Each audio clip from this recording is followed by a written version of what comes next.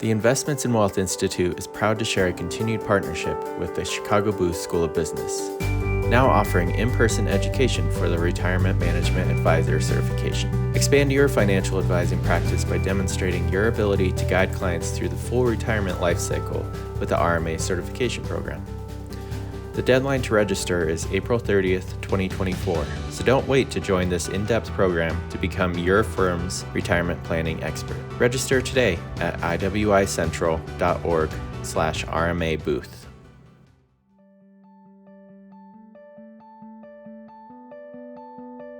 We're proud to welcome you to the Exceptional Advisor podcast series, brought to you by the Investments in Wealth Institute.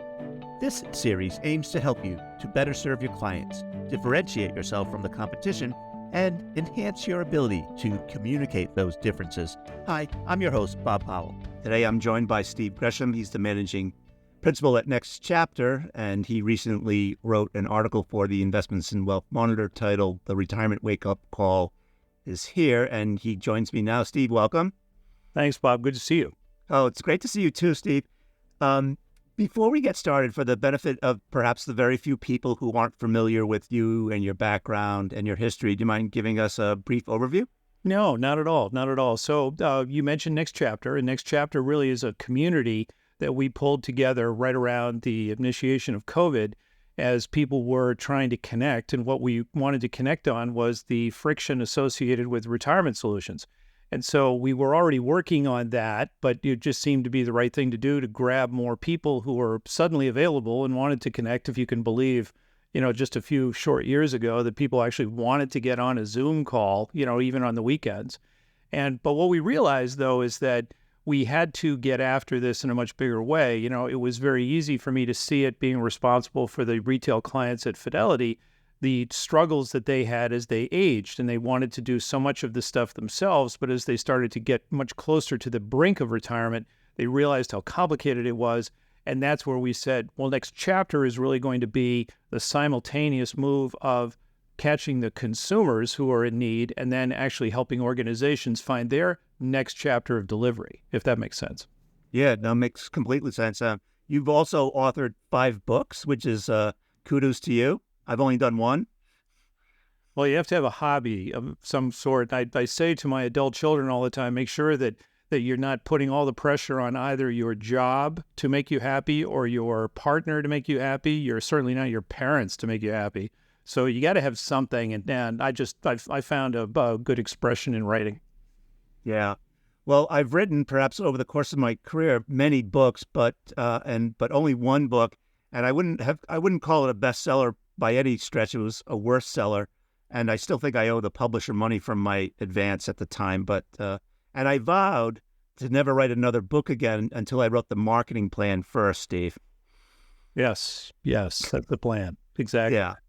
So you wrote, speaking of writing, you wrote a wonderful article for the Investments in Wealth Monitor here at the Institute, and I'd love for you to walk us through it. My first question is, the article outlines several key challenges facing both consumers and the financial advice profession when it comes to retirement planning. No surprise.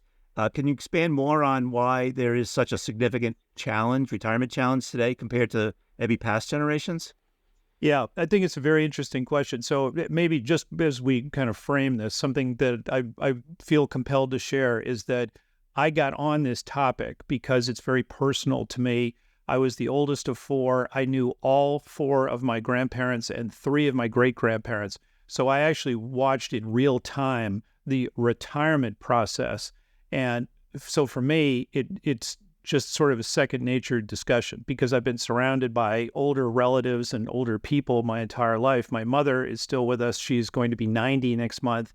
And I think what they would all say in response to your question is that the reason why it's so much of a challenge for this generation of people as they're retiring, and as you know, with your work and mine at the Alliance, Peak 65 is happening here in 2024, the most number of Americans to ever turn 65, and certainly in history and probably in the foreseeable future. What my grandparents and my great-grandparents would say is that this generation has expectations beyond their level of preparation.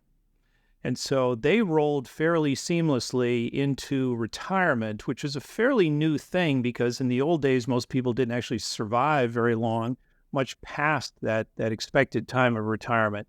So they had a plan, each of them, and when you have a plan, everything becomes manageable. The thing that I observe, again, with age contemporaries and of mine, is that if they have money, they're still not really emotionally prepared. You know, we make a lot of jokes, especially in my neighborhood, that pickleball has saved some of my friends. I'm not an aficionado. I've got other stuff that I need to do. But I think that's part of the issue. It is the lack of preparation relative to very, very high expectations. That's what I think is the core of the challenge. And we can dig into that some more, but I think that's the headline. Yeah, it's interesting. And I should mention, we at the Institute, we're trying to do our part. We purchased from the Retirement Income Industry Association several years ago, Retirement Management Advisor Certification. And we're trying to help advisors get a better handle on how to help their clients prepare both financially and emotionally for retirement, as well as to learn how to manage and mitigate some of the risks that their clients will face in retirement. We could talk more about that in a bit. But one of the things from my perspective, at least with the RMA and given your work at the Alliance, is this notion of creating lifetime income. And when I think about what's different about this generation versus previous generations, I think of my own father. He had a defined benefit plan, which provided lifetime income. I don't have a defined benefit plan, and my peers don't have defined benefit plans, and many of them will have to figure out how to create lifetime income from their savings. Yeah, exactly. So, again, my mother's going to be 90. She was in academics and in medicine. My father was in academic medicine for 45 years. She lives off of the monthly deposits that come from 4 TIAA annuities that were part of my father's benefit plans at 4 different universities, as well as the work that he did for the State University of New York, where he ran rehabilitation medicine. And so he's got a pension from that, as part of the benefits package. So she gets 5 checks a month. Her primary objective is to make sure that her checking account balance is higher at the end of the month than it is at the beginning of the month, and everything else can be fine inside of that. But it's that total that I think my grandparents, great-grandparents would say, my parents never lived beyond their means. It was not how to fund a lifestyle that they sought. It was, here's how much money we have, what can we do with it? And I'm not sure most people approach it that way. No, and I'm afraid I think there are a lot of things to blame for it, and this notion of consumerism and easy credit in our country haven't helped over the years, and it's become more fashionable to brag about the car that you bought than the savings in your 401k. Yeah, I think that's true. Yeah. So you mentioned the problem of scale and how the current advisor-to-client ratio makes effective retirement planning very difficult. What specifically needs to change in the advice industry's business model to improve that ratio? Yeah, so the scale of the challenge is difficult, right? So we talk about actively the 70 million remaining baby boom generation folks. And if you look at who's actually got money and who's trying to engage with the financial industry, I think it's a question of design. The current financial services industry, especially the advice industry, was created in the image of boomers who are saving and investing for the future. That was a very long off kind of long way away, kind of fuzzy objective. And we're just not geared right when you look at the way practices are structured across the industry. So if you look at very, very high touch models like family offices and some of the best RIA firms, private client groups, there's a smaller ratio of clients to advisors. But then you have on the other side extraordinary popularity and industry game-changing scale that's being driven at Fidelity in particular, followed by Schwab, Vanguard, and then some of these other models on the outside of all that. The difficulty when you blend it all is that even though people keep their stuff in more than one place usually, there isn't enough advisor time and attention available to people because, again, the industry was created primarily to help you invest and to save and invest and to save. And so you're sending in checks. There's a very, very different structure if you have 150 households in that average full service advisor book, and then try to figure out how you're going to deal with 3 generations working around a central retiring individual or a couple and all the complexity that goes with retirement, and then trying to figure out not only how you're going to enjoy that retirement, but how are you then going to transition into those later stages of retirement, which is really the battle for survival, because that becomes now your primary goal as you try to outlast your longevity. Yeah. And I happen to think maybe the client advisor to client ratio is difficult in part because this is a very retirement income planning to me is very labor intensive compared to planning for retirement. Planning for retirement to me seems to suggest here's what you have, here's what you need, here's how much you need to save, and here's your expected rate of return in order to create the nest egg that you want. Retirement income planning introduces so many more topics, whether it's Social Security or Medicare or healthcare, long-term care planning or risk mitigation, et cetera, et cetera. It just becomes that much more complicated, and to me becomes what I often describe as a row and column exercise, right? That you can't use off-the-shelf shrink wrap software to create someone's retirement income plan. It's a much more thoughtful, involved, labor-intensive process. Oh, I think you're exactly right. And you're an authority on this as you try to describe this to advisors who have been primarily trying to figure out how to outperform and limit volatility. That's a fairly single-minded approach. It's all-encompassing, and it's one that you should be focused on. And if you do a good job of it, then that's terrific. And there's a lot of tools to help, that portfolio approach. The difficulty, as you said, is when you start to deconstruct it all. So now how are you going to spin this thing out? This is the first generation of people that has multiple accounts. So the only reason my parents have multiple accounts in retirement is because they worked for multiple universities, and so that's why they had the plans.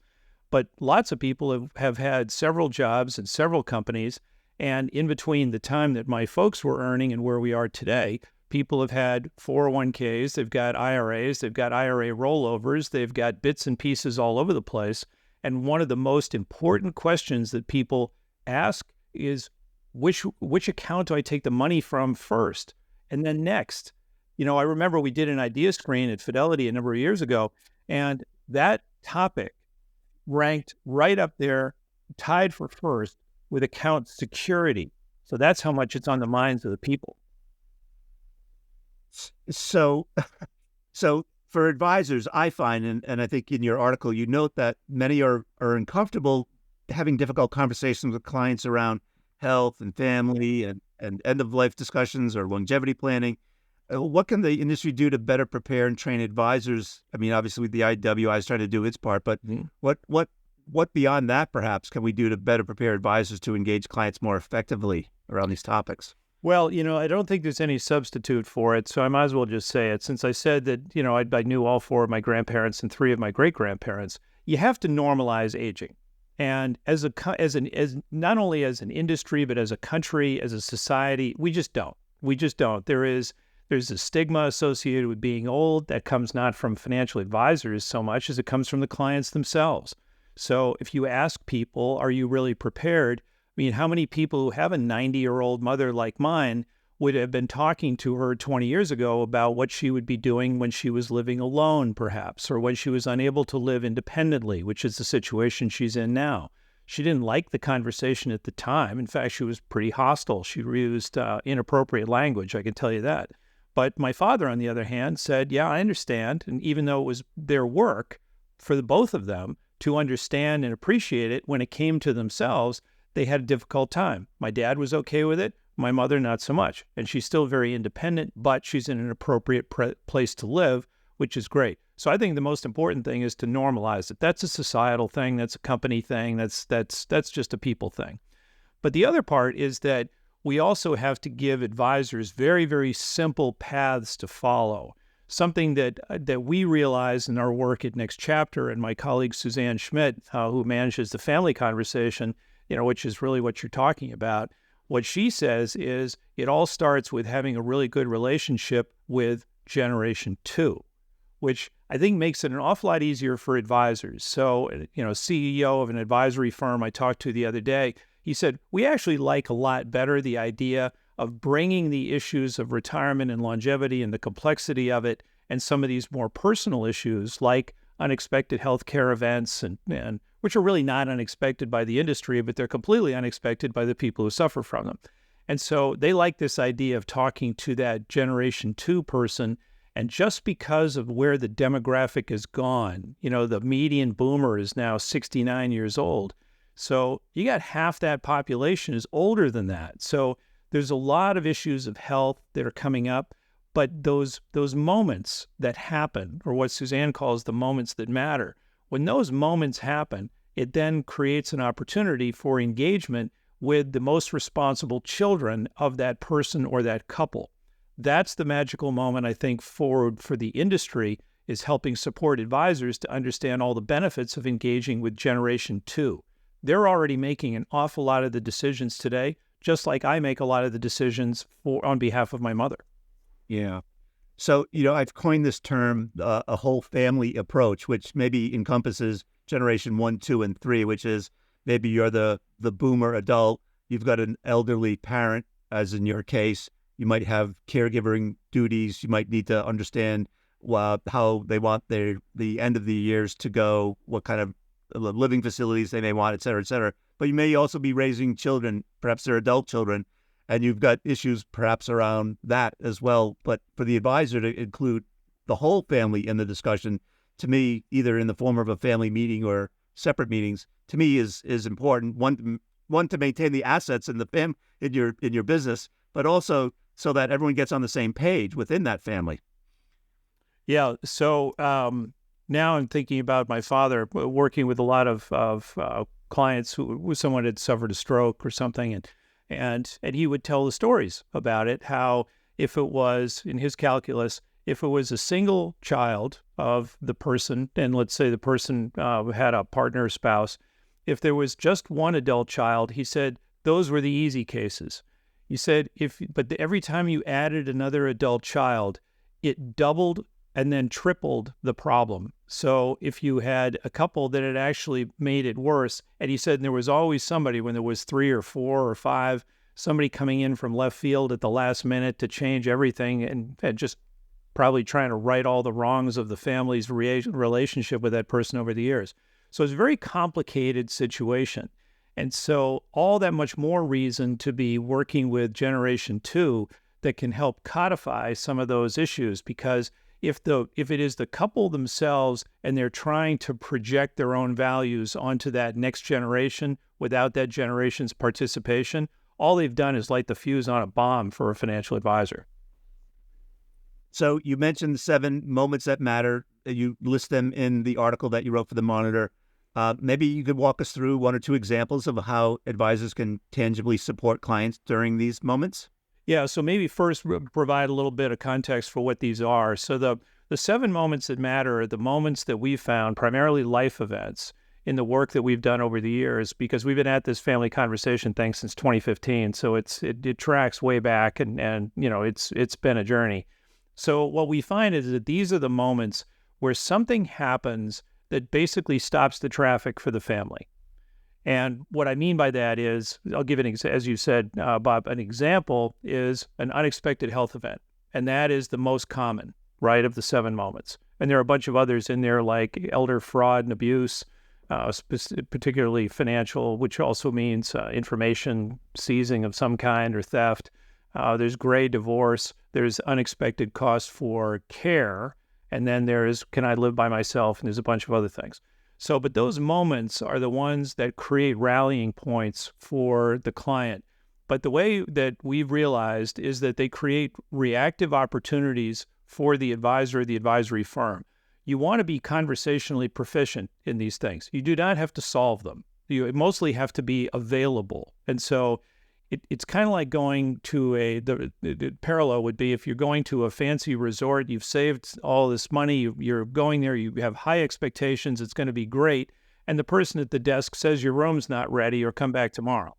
And you can't do that. So if there's an unexpected family event, healthcare event, and someone in the family is calling the advisor. This is the way we talked about it with some of our colleagues at Raymond James when we worked with Amanda Stahl and Frank McAleer last year. And we found that if the clients are calling in, a lot of times the person calling in is not actually the primary client, because something has happened to the primary client. And now that person who probably doesn't know the advisor very well, and we all have stories about the lack of engagement there, because that's so important. So somebody is calling. They're not really sure what they're going to hear on the other end of the phone when they pick it up, because this is a phone call, by the way. This is not necessarily an email. Oh, if Frank had a stroke last week and I'm not really sure what to do. So someone's going to call. They don't really know what you're going to say. And then, as my colleague Suzanne says, there's a shelf life to the response. And if you can't find a way to understand, be empathetic enough to understand that the call itself was very difficult for the person to make, you're in trouble already.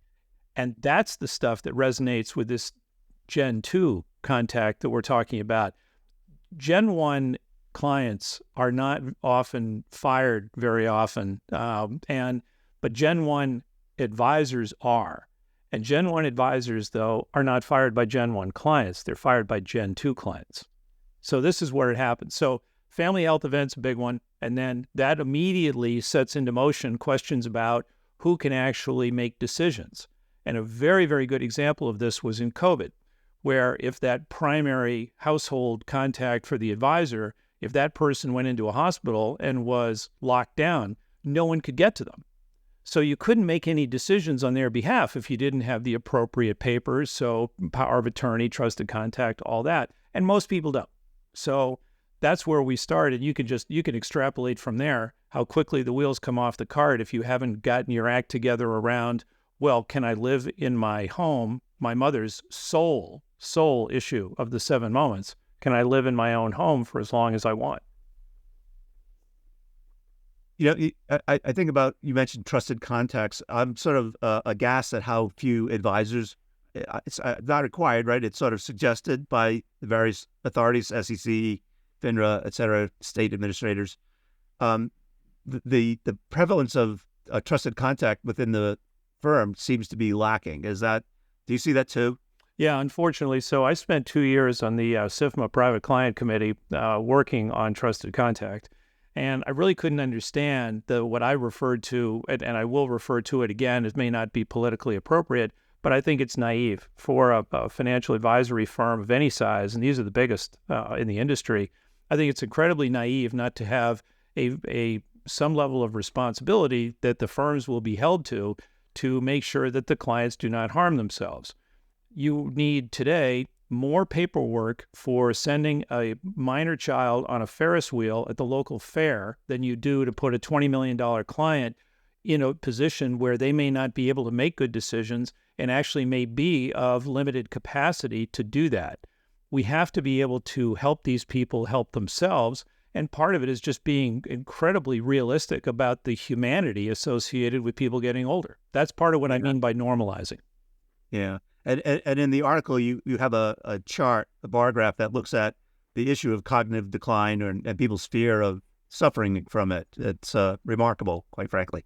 Yeah, the speed with which this is going to happen. Again, this is normal, right? So if you look at the article, it's what I refer to as the new S-curve, and I used it in a conversation, at the Tiburon CEO Summit back in December. And it's my go-to slide because it shows the trouble that's ahead. And again, we talk about moments that matter. If you have money and something happens to you as a result of being older, and it happens to you, to your physical person, you probably have advantages in being able to take care of that. Knee replacements, other things, that's really not as spooky as if something happens to your ability to stay independently thinking and being able to care for yourself. Relative issues of aging all pale when we start talking about cognitive decline. And it is so prevalent, and there's almost no one that doesn't know somebody intimately. My mother-in-law died of Alzheimer's. I had 2 of my great-grandparents died of Alzheimer's. I see it everywhere we go in our world, and it's just every place. So I find it absolutely amazing for people to believe that they can have a retirement and look forward to their longevity and not recognize that there is a possibility that Mother Nature has a plan, and it doesn't necessarily mean you can do everything yourself. Yeah. By the way, I'm 9 weeks post-op total knee replacement, so it's we just experienced it.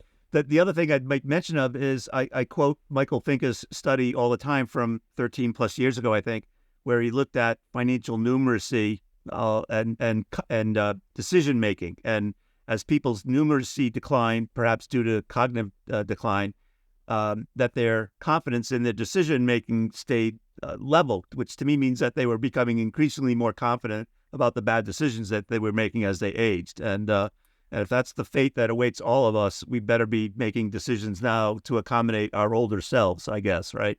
Yeah. Fair to say? And again, this is, as I said before, one of the reasons why I think Suzanne has got this right on about engaging with Generation 2. If the cognitive problems, especially if they're quite severe for your client, let's say in the financial advisory world, if your primary client has got severe cognitive issues that develop, and it only goes one way, by the way, which is one of the reasons why I think more and more regulation is headed our way than less, because right under the old rubric of know your client or know your customer, if you know that they are suffering in some form of a cognitive decline, it doesn't get any better. So you've got to be able to check in and have some accommodation for that.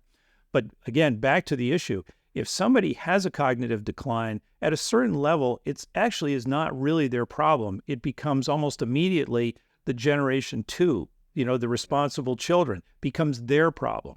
And that's why being able to engage with them, having them know where to go if and when something happens is so critical. Yeah. Before we move on, someone asked me at a speech I gave last week, when I was talking about cognitive decline, they said, what about the issues, not so much when your client has cognitive decline, but what happens when your advisor or someone on the advisor's team has cognitive decline and is not doing right by the client? Yeah. So because I've been around for so long, I've had this experience as well. I've seen it in a few places. And I remember many years ago having to deal with an advisor at the firm where I was an executive. And we had to talk to the advisor because he had discretionary authority, trading authority over clients' accounts. Now, this was in the late 80s, and that was an unusual thing at the time. But it was very important because we realized his level of cognitive decline was enough that he was prevented from driving anymore. So if you want to see what that little nugget would look like in arbitration, it would be brought by the children of some client who would say, wait a minute, you gave discretionary trading authority to an advisor who's not even allowed to drive. So how does that work, Mr. Gresham? So it's a very difficult thing. And because, as you point out, so many advisors are now rolling into that age bracket where it would not be unusual. And again, one of the old sayings was, have you ever attended a broker's retirement party? I mean, it's a great job to hang on to if you want to. And I know a lot of advisors that are as old or older than their clients, and they don't want to give it up, just like a lot of people wouldn't want to give up their job. It is an area that the industry needs to have significant scrutiny over because, again, just based on the demographic, it's not just for the clients or just for the advisors. Everybody that is aging, this what I would call degraded longevity is not far away. Yeah. Speaking about a job for life, years and years ago, I got to interview a gentleman named Winslow Weber who worked at Moores and Cabot in Boston. You may recall the firm name. He was a stockbroker in 29 during the crash, and still a broker in 87 during that crash. And his advice to me about stock market crashes were that these things go in cycles. Nice. That's fantastic. Great advice. Let's move on. You mentioned in the article some survey data on the communication gap between advisors and clients on the topics like annuities and portfolio allocation strategies. Why does the gap exist, and how can it be bridged? Yeah, so you're referring to what we call the PRIP study at the Alliance for Lifetime Income, which is just a fantastic organization. And because the Alliance is focused on trying to help the consumer empower themselves for a better and protected retirement, they're helping advisors to see what's really in the head of the consumer.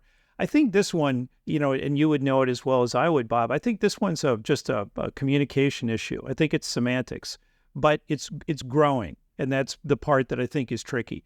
So advisors focused on stuff that they think clients should be worried about usually reflects the advisor's own areas of expertise. You should be concerned about the markets. To your point about the stockbroker from Moores and Cabot who made it through 60 years worth of markets, it's the same kind of thing. They know that there's going to be a recovery. It's a long-term thing. Ordinary people who don't live in our industry just don't feel that way. They don't have that perspective. Therefore, they don't have that level of confidence, and they're anxious. And so if you tell them, well, studies say, they said, yeah, but I'm not in the study. It's my account. And so what somebody would say is a great long-term capability, and we should really stay invested, and that always works out. Yes, however, we can come back and say, well, you are aware of sequence of returns risk. That's advisor language. Client language is, if I'm 65 and I go to take my money out of my retirement account and the market goes boom the next day, that's not good.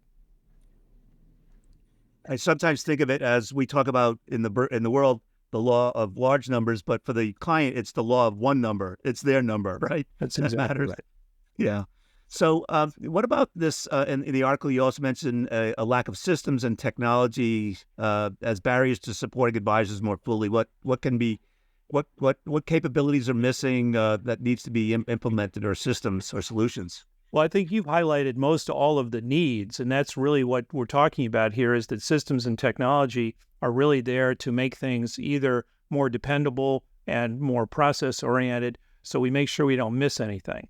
So first and foremost, we have to make sure that we're catching some of these issues, some of these, I think, quite predictable moments that matter, if we can see some of those in advance about where those are going to be. Now, the issue there is, who's going to log that? So there's information that has to go into presumably a CRM of some kind. I'm starting really basic here, but not every advisor uses those capabilities. And when you get into the retirement world, now you actually have to keep track of some dates, or they start costing you money, or they start costing you time or trouble.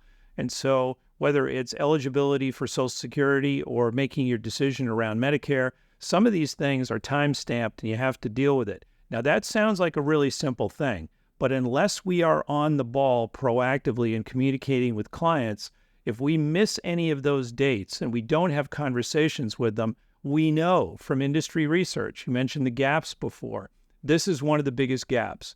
I don't know that my advisor is looking at it, so I'm not sure they're on it. Therefore, maybe I need to talk to somebody else because my friend's advisor called them about it, and that's where it starts to get around. The other part, I think you also referred to earlier, Bob, because it's really about the management of the accounts. So there is software that is available that will help you tax optimize the withdrawal from different retirement accounts. There is software and capabilities available for you to manage in a more tax efficient way. And there's lots of software and planning stuff available for you to household multiple generations of accounts and optimize for the results inside of that. We then run into the other point, which is it's there, but it's not being used. So we make a joke in next chapter that adoption is the new innovation. So there are these capabilities that are out there, but we see time and time again that a bunch of clients have them and a bunch of clients don't. Well, why is that? And so I think there's a challenge for advisory firms about whether or not the agent-based system that I'd referred to of the individual advisor creates one level of service, and if another agent or another advisor doesn't use those same capabilities, then it's a different level of service. That cannot happen inside of the same firm. That's a terrible value proposition challenge. Yeah. So with respect to systems, there are a couple of things that I observe, and I'm curious for your opinion. One is in some cases, the advisor is restricted from maybe mentioning solutions that may be appropriate. At one large brokerage firm, for instance, the advisors are not allowed to talk about reverse mortgages, even if it was an appropriate vehicle for someone to use. Or we recently just published a paper in the Retirement Management Journal where we looked at, it was a paper written by David Blanchett and Jason Fichtner, where they looked at advisors and whether the degree to which they are recommending to their clients that they delay taking Social Security, but use their IRAs or taxable accounts as bridge money in order to do the delay. And what they found was that in many cases, the advisor was not recommending that they delay, in part because they did not want to lose the assets under management, because that would result in a loss in income or revenue for them. So there are some structural challenges of the industry associated with taking care of people in retirement. Again, you mentioned this a few minutes ago. That's the underlying challenge, right? What is the responsibility? And if the industry wants to continue to be the primary advisor to clients, because, I would say right now, especially looking at Gen 2, the biggest competition financial advisors have in working with Gen 2 is that Gen 2 thinks they can do it themselves. And so there's kind of a value inflection point here that I think is being driven by this retirement wave or this longevity crisis that's building for the darker end of the retirement. And organizations have to decide where they want to be. They are not geared generally, they're not structured generally to be able to serve from the client back in. They are generally organized the same way that they were put together in some cases 60, 80 years ago. And they haven't really changed. There's product and there's distribution. And in order to be able to solve problems for consumers, people like Jason and Finca and Blanchett are looking at all this and saying, it just doesn't work. And so it is that big of a deal, I think, to say it's time to restructure by focusing on what the output is going to be. In other words, the reliability of the solutions at the consumer level. That is not the way organizations are structured, and it is particularly difficult to do it right now because I would say most financial advisors are coming off a 2023 that was the best that they've ever had. And so it doubles down the problem of how do you make a change when it's not obvious to everyone that a change is needed. There's no burning platform for change. Yeah. Well, that brings us to the question of disruptions. And do you have any predictions about one or two disruptions that may be coming to the advice profession? Well, you'd have to guess, right? You don't have to be a scientist of rockets to figure this one out. But if what we just talked about is that dysfunctional, it won't be that anything inside of a company or a competitor will be that much dramatically better than the next competitor. It'll be a different format. So one of the formats I would bet on is that there will be more and more money that stays in retirement plans that's not coming out to feed a retail monster or to pass to financial advisors. It's going to stay right there because there are definitely economies of scale for the plan sponsor. They are the employer of the person, so whoever is still there thinks that there is some responsibility. It's a really good spot to be able to deliver services that people want. And there isn't any real pressure for anybody to buy anything because, you are the plan sponsor. And so, your role as a fiduciary is already baked. So why not just extend it? And I think there will be significant opportunities for plan sponsors to do that and make it easy for them. So companies that are supporting plan sponsors today, big administrators, are working on that for ways for people to remain in those plans and get a better service. But you can't in any way discount the possibility that one of the big box stores, Fidelity, Schwab, Vanguard, gets better and better at being able to contact clients proactively because they have the right information and help guide the clients themselves into what I think is the second big disruption. Big disruption is not the big box stores. Fidelity's already got 51 million individual retail clients. That ship has already sailed, sorry. So the big point, though, is self-actualization. And so if people can't get somebody to do something for them, they're going to figure out how to do it themselves, and they're going to get an awful lot of help. And I think what we're going to watch here is something that's drafting pretty closely behind changes that have been made in another model, which is restricted availability, which is personal health care. And we saw, again, with COVID was the wake-up call to the capacity issues and serviceability for the medical profession. You ain't seen nothing yet. When you think about the aging population, it's going to be a significantly bigger problem. But some of the capabilities that were built in response to COVID, even something as simple as vaccinations, that turned out to be not something mandated through physicians, but actually was dropped into the for-profit world, into the big box stores of health like CVS or, any of the monster Walgreens, pharmacies and pharmaceutical companies participating. They created a different system for millions and millions, tens of millions, hundreds of millions of people to get service. And I think that you're going to see in the combination of the big box stores the competitive pricing around being a custodian. You're going to have all of that stuff there, and people are going to be able to pick incrementally the way for the stuff that they want, kind of the way they buy that off-the-shelf healthcare today. You didn't mention AI as a disruptor. Is that a disruptor? It is, but it's an enabler. So it's not so much. I don't view it actually as a disruption as much as I view it in that second model that I had of client self-actualization. They're going to be able to get all the information that they want. The trick is going to be and who will be responsible for delivering. That's why I point out some of the firms that would actually be in this game because they're already ready to go. All they have to do is to make sure that whatever the AI engine or whatever the chat is going to pull from, that all that information is solid.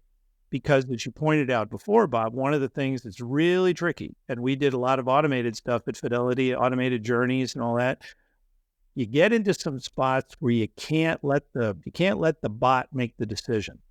So it's an information delivery vehicle, but I think you find, and I use Medicare as a really good example, you find that most people, even if they're really well schooled in financial issues, they want to make sure that that's the right decision. So they're not so much asking for the idea itself, but they are looking for the validation, and that's going to be a role for human beings forever. Yeah. One last question about disruption, Steve, is sometimes people have said, oh, the next competitor will be Amazon, Apple, you name it, some large company that could easily move into that world. Any thoughts about that? Oh, sure. Amazon's already there, right? So, Yeah. in the healthcare business. And I still think the healthcare business is a little more complicated than the financial world. So, but call me old fashioned. So the when we say Amazon or Google, it really, to me, means three different things. One is that they've got a name brand that is respected. It is fascinating to me to watch younger generations get comfort from a bank that will use an app for them to look at. Now, you and I, being kind of old fogies, would say, well, if all your banking information's on your phone, you do realize that increases your risk, so maybe that's not the safest bank in the world. But for them, it's about the transparency of information, and that's where they're getting confirmation that the idea that they have has validation. So there's value in those iconic brand names now iconic brand names compared to some older brand names. So I think that's the first part, which is, why did I engage with you to begin with? Well, I trusted your name. Okay, so if that's Amazon, Google, and you think that that's trustworthy, then that's a start that other people are just not going to have. The second thing, though, is that they've already got information. They have a way to package that information. They are experts in using that information back at you with apparently you not having any problem with that. That is enormous. If every financial advisor working with every client had all the information about the client's situation, they had it at their fingertips. And as you said before, a lot of the firms won't even let you use it. You can't solve problems. So here, they're information monsters, and they know how to package it, channel it, and use it correctly. That's the second thing. And the third thing is they're willing to invest. And that is such a big deal. It is not going to be a scramble for, hey, we have to fix this thing because we've got outflows. It's going to be because we're leaning in and we see an opportunity. So I think that's actually a foregone conclusion. Yeah, interesting. All right, I'm going to set my crystal ball aside for a second and talk about some practical, actionable advice for advisors who are feeling overwhelmed by the increasing complexity of retirement planning. Like years ago, we didn't have an HSA to worry about. We didn't have a Roth to worry about, right? We didn't have any of the things that are available today. What are the practical steps would you recommend that they take today to move the business, their profession, in the right direction? Well, the first thing is, if you are one of the last solo practitioners or sole practitioners, ask yourself how many freestanding doctors there are. The world of financial advice and retirement is so much more complicated than a single person would ever be able to pull off. The notion of being able to do this yourself, even if you were sitting in your own office at a major wirehouse firm or something else, stop. Just stop. Because unless you have a niche business that only focuses on a particular area of expertise that you have, you've got to be able to do this with a group. And There are ways to do that. The hub and spoke setup in a lot of firms is one way to do it. But I've got to tell you that every place I go, pretty much, everyone is working in a team where in many cases, as you know so well, you've got somebody who was the first one there. And they're the one that grew up with the investment side and moved from being a stockbroker to moving into managed accounts and becoming a consultant for the first time. This move is actually bigger and more complicated. But the good news is you can hire people to do this stuff. You've created the top line revenue generating opportunity of that family and the assets that they have. Everything that gets done from here is much more, I would say, I don't want to minimize this in any way, but each of these are tasks. So they are very defined tasks. They are generally very detail-oriented tasks, but think about whether or not it's appropriate for that hunter-gatherer advisor that really is the one that is encouraged and has been grown in the current model of financial services in the U.S. That person as a hunter-gatherer should not change. Their target should change a little bit, but you don't want them sitting down with pages and pages electronically of an application for long-term care or to understand which account to take out next. You don't want them doing that work. And I was with a bunch of advisors last week. They're among some of the best hunter-gatherers in the world. And I said, we don't want you to change. What we want you to do is to put a support system around you so that you can cover all these issues and you can still be the one that challenges the family and engages them to take action. That is a gift that most people who will be helping out with some of those more specific task-oriented jobs, they wouldn't necessarily have the confidence or the bearing to be able to pull that off. So I think it's just, you got to get help. Yeah. We've covered a lot of ground. Anything we missed or anything that just bears reemphasizing? Normalize aging. Everybody's getting older. Find an old person, give them a hug. So, it's just what it is. The people that we see being the most successful right now are the ones that are sweating it less. They're just not getting hung up about it. They're leaning in, they're having conversations with clients, and it all starts from having an appreciation for people as they age. And it's really, really very interesting to me that the people we see who are making the greatest advances are the ones that have already had some kind of aging issue in their own family. And you know that so well yourself. Yeah. Obviously, we haven't talked enough about how people can learn more about Next Chapter and what they can find by availing themselves of your resources. Can you talk a little bit about that before we wrap up? Yeah, so we keep most everything on the website. So it's nextchapterinnovation.com, and go in particular to our page or the tab that says Our Insights, and that's where we try to collect an awful lot of the work that we do. And then Advisorpedia is that's our media partner for Next Chapter, and Advisorpedia is the fastest growing platform for information in the industry. What we like about them is that, led by Doug Heikkinen, former Schwab guy, is that they're reaching out and providing information so that you can access it if you're an advisor or if you're a consumer. So there are no walls. That's another observation that I have, is that we've got to take down the walls. Tracking your cookies and having stuff behind a paywall or a login, get over it. Let people have all the information. Let's all look at the stuff together because we're going to have to solve it together. Yeah, that's great. So ex-Fidelity and ex-Schwab guy working together arm in arm. Yeah, ironic, isn't it? It's okay by me, and it's okay to get rid of paywalls. I agree. Steve, I want to thank you so much for sharing your knowledge and wisdom with us. This article is great.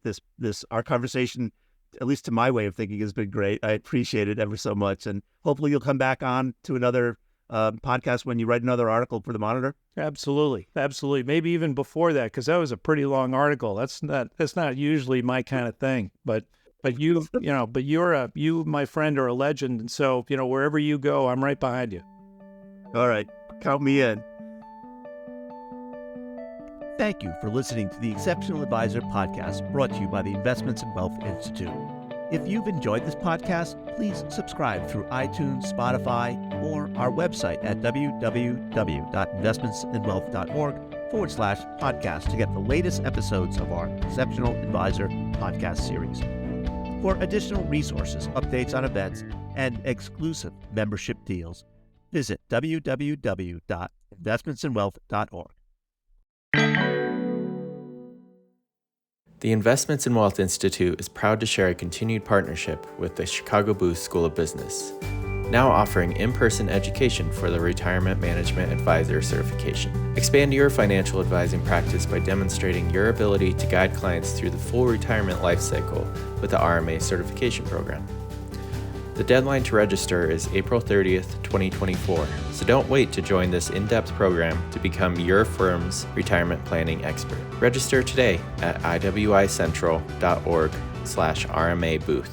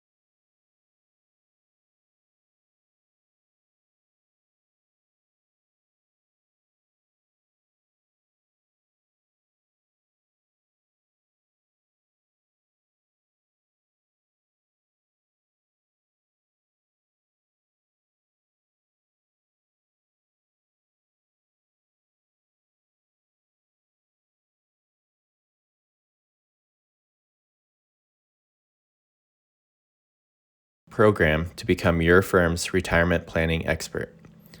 Register today at iwicentral.org/RMA booth.